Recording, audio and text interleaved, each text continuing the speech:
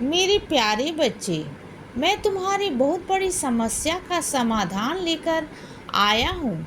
मेरे बच्चे, तुम्हारी हमेशा मुझसे ये शिकायत रहती है ना कि तुम मेरे दरबार में नहीं आ पाते हो, मेरी सीढ़ी नहीं आ पा रहे हो। और इसका मतलब तुम ये सोचते हो कि तुम्हारे बाबा तुमसे नाराज़ हैं।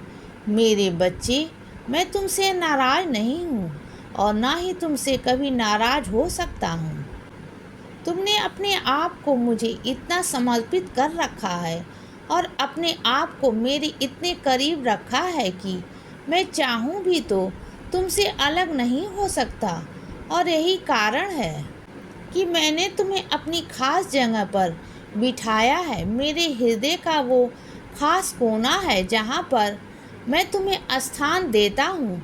और ये बात मैं तुमसे कहता हूँ कि तुम कहते हो ना कि बाबा के दरबार में मैं नहीं जा पा रहा हूँ, तो मेरे बच्चे, मैं तुमसे नाराज़ नहीं हूँ, लेकिन तुम्हारे लिए कुछ चीज़ें हैं जो सुनिश्चित की गई हैं। तुम्हारे लिए कुछ काम है जो सुनिश्चित किए गए हैं। तुम मेरे दरबार में आओ या मैं तुम्हारे घर आऊँ, बात बराबर ही है। अगर तुम यहाँ तक नहीं आ पा रहे हो तो मैं तुम तक पहुँच जाऊँगा। एक ही बात है ये। तुम्हारे बाबा तुम तक आए या तुम बाबा तक आओ, ये बात अलग तो नहीं ना। तो अब तो तुम्हें खुश होना चाहिए कि तुम्हारे बाबा सीढ़ी से चलकर तुम्हारे घर आए हैं। तुम्हारे घर पर विराजमान है बाबा और तुम्हें हर पल देखते हैं। मेरे बच्चे, मैं तुम्हें सीढ़ी से बैठकर देख सकता हूँ, लेकिन तुम्हें महसूस नहीं होगा। मैं तुम्हारे घर पर बैठकर हर पल तुम्हें देखता हूँ। और जब भी तुम घर में नहीं होते हो, मैं तुम्हारे घर की रक्षा करता हूँ। और जहाँ भी तुम जाते हो, मैं वहाँ भी तुम्हारे साथ होता हूँ। तो बच्चे, तुम दुखी न होना। जो लोग तुमसे पूछते हैं कि तुम अभी तक बाबा के दरबार में क्यों नहीं गए, तो अफसोस मत करना और उनको ये बोलना कि बाबा मेरे घर में आए हैं, मुझे जाने की ज़रूरत क्या है।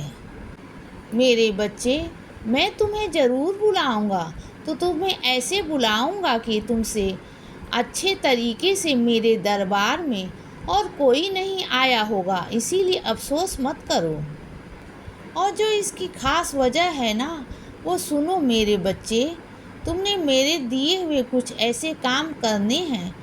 तुम्हें इतने बड़े बड़े काम मैंने सौंपे हैं, उन कामों को तुम्हें करना है।